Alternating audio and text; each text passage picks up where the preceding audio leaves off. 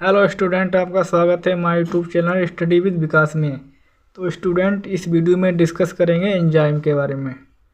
अगर स्टूडेंट आप इस चैनल पर पहली बार आए तो प्लीज़ चैनल को सब्सक्राइब कर लें, और अभी तक आप लोगों ने इस सब्जेक्ट की अन्य वीडियो नहीं देखी जाकर प्लेलिस्ट में देख लें। वहाँ पर इस सब्जेक्ट की और इस क्लास की सभी वीडियो मिल जाएंगी। तो स्टूडेंट, जो टॉपिक है एंजाइम कि जो एंजाइम होता है, क्या होता है, प्रोटीन मोलिक्यूल का बना होता है। और जो एंजाइम शब्द है ये कोहने नामक वैज्ञानिक ने दिया था कि एंजाइम विशेष प्रकार के प्रोटीन मोलिक्यूल हैं, कि जो एंजाइम होते हैं वे विशेष प्रकार के प्रोटीन के अणु होते हैं। जीवित कोशिकाओं में अनेक प्रकार की प्रोटीन पाई जाती हैं।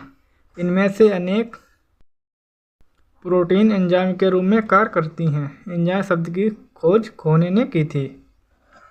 टाइप्स ऑफ एंजाइम, एंजाइम के प्रकार। एंजाइम 2 टाइप्स के होते हैं, कि जो एंजाइम होते हैं वो मुख्य रूप से 2 प्रकार के होते हैं। फर्स्ट होता है सरल एंजाइम यानी सिंपल एंजाइम। वे केवल प्रोटीन अणु के बने होते हैं, कि जो सिंपल एंजाइम होते हैं केवल प्रोटीन अणु के बने होते हैं। जैसे एग्जाम्पल है एमाइलेज, कि जो एमाइलेज एंजाइम है ये केवल प्रोटीन का बना होता है। सेकेंड इसका टाइप होता है जटिल एंजाइम यानी कॉम्प्लेक्स एंजाइम। ये 2 अवयवों के बने होते हैं, जैसे एंजाइम एपोएंजाइम प्लस कोएंजाइम, अथवा कोफैक्टर अथवा प्रोथेटिक ग्रुप। कि जो जटिल एंजाइम होते हैं ये एपोएंजाइम और कोएंजाइम के द्वारा बने होते हैं। इस प्रकार के जटिल एंजाइम को हैलो एंजाइम कहते हैं। कि जो इस प्रकार के जटिल एंजाइम बना है इसी को हैलो एंजाइम कहा जाता है। देखते हैं इसका स्ट्रक्चर ऑफ एंजाइम, एंजाइम की संरचना। प्रत्येक एंजाइम में एक प्रोटीन युक्त भाग पाया जाता है, कि जो एंजाइम होता है उसमें एक प्रोटीन युक्त भाग पाया जाता है जिसे एपोएंजाइम कहा जाता है। इस एपोएंजाइम के साथ जुड़े भाग को कोएंजाइम अथवा प्रोथेटिक ग्रुप कहते हैं। एपोएंजाइम वाले भाग में एक खांच पाई जाती है जिसे एक्टिव साइट कहा जाता है। एक्टिव साइट की संरचना सब्सट्रेट की संरचना के अनुरूप होती है। एंजाइम सक्रियता की क्रियाविधि। अब देखते हैं एंजाइम सक्रियता की क्रियाविधि। मोलिक्यूल्स के बीच केमिकल प्रोसेस तभी होती है जब वे एक्टिव होते हैं। कि जब मोलिक्यूल के बीच केमिकल प्रोसेस तभी होगी जब वे एक्टिव होंगे यानी सक्रिय होंगे। सक्रिय अणु अपने साथियों की तुलना में उच्च ऊर्जा स्तर पर होते हैं। सक्रिय अणुओं की संख्या बढ़ने से रासायनिक क्रिया की गति में तेजी आ जाती है। कि जब सक्रिय अणु की संख्या बढ़ेगी तब क्या होगा, रासायनिक जो क्रिया होगी उसकी गति में तब उसकी गति तेज हो जाती है।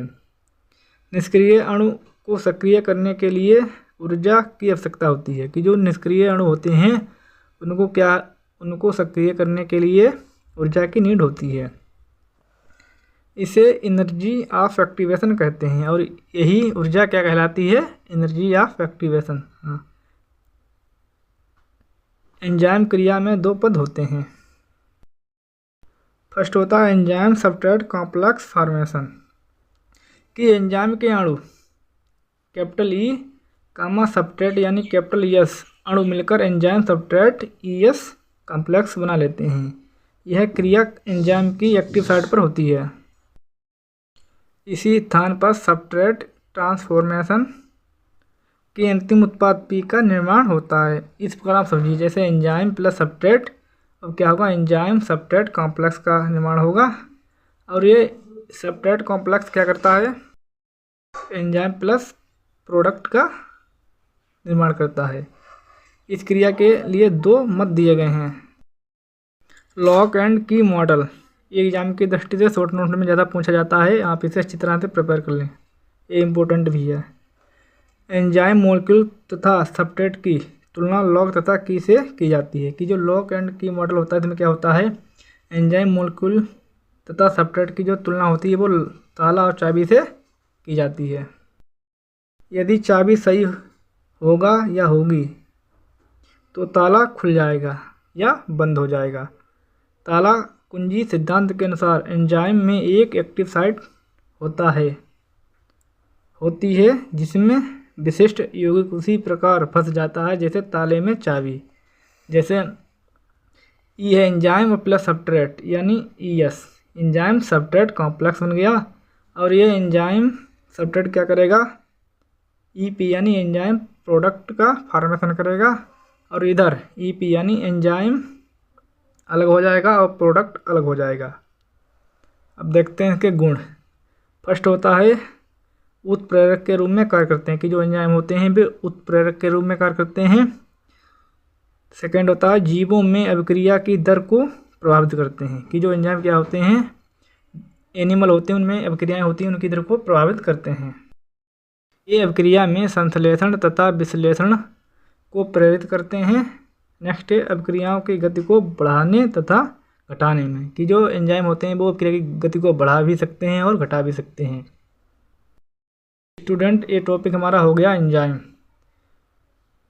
वीडियो को लाइक, शेयर और प्लीज़ चैनल को सब्सक्राइब करें। मिलते हैं नेक्स्ट वीडियो में।